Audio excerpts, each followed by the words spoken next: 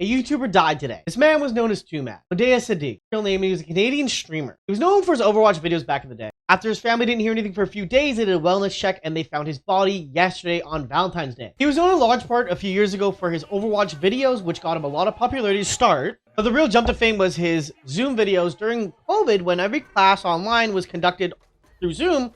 It was really easy to hack into. Twomad found a way to join in classes, and a lot of these kids who were his fans found it funny and have him in there, and he got a lot of popularity from this. He was on the news. It was all over. This was a calm before the storm that would come out after about the allegation. The problem with a lot of creators on YouTube is you'll grow and enjoy their content, but you never really know the person behind the camera.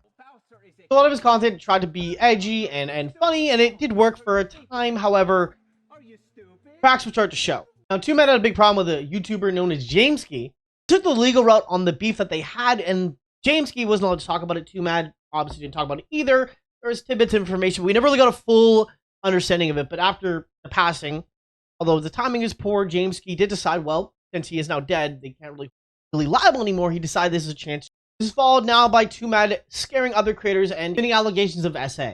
Trigger warning, I'm not going to show all this stuff because there is a lot of it. After he got accused of he went on a rampage on Twitter all day, all the time. Allegations came out last year and he decided to drop memes on. Now, initially, in response to the allegations, he handled it horribly by obviously spam tweeting every day and harassing the victim.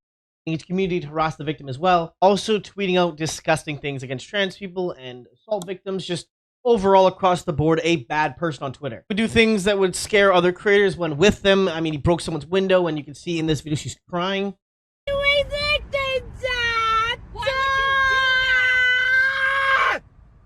So clearly he caused distress to everyone he was with at the time, both in person and online. But it's over. He's now dead. And this is the moment I want to take a second to really think about the gravity of this. He lived and died a complete piece of shit. I know we can easily clown on the death of a person who died at a moment where they didn't do anything positive before they died. I want to mention something. Again, to clear the air, I do not at all support anything Twomad has said or did. I think he is disgusting and the way he conducts himself is inappropriate. I want to mention, in 1992, Mike Tyson was convicted of SA. After that, he would go on to do amazing things and spend his money and reclaim his career. At the time, if he died in this situation, he would have died at his peak and accomplished nothing. No pigeons, no TV show, nothing.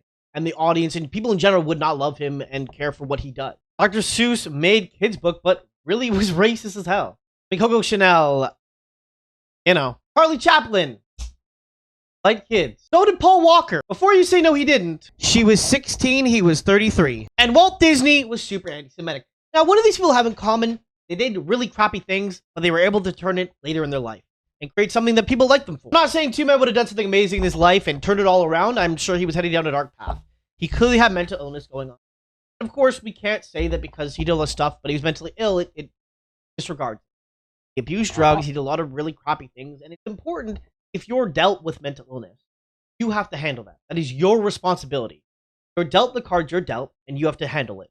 People that are impacted by your decisions are not responsible for the fact that you're mentally ill. I don't know what he had, and I'm not going to make an assumption of that. He might have lived his last years and died as a complete...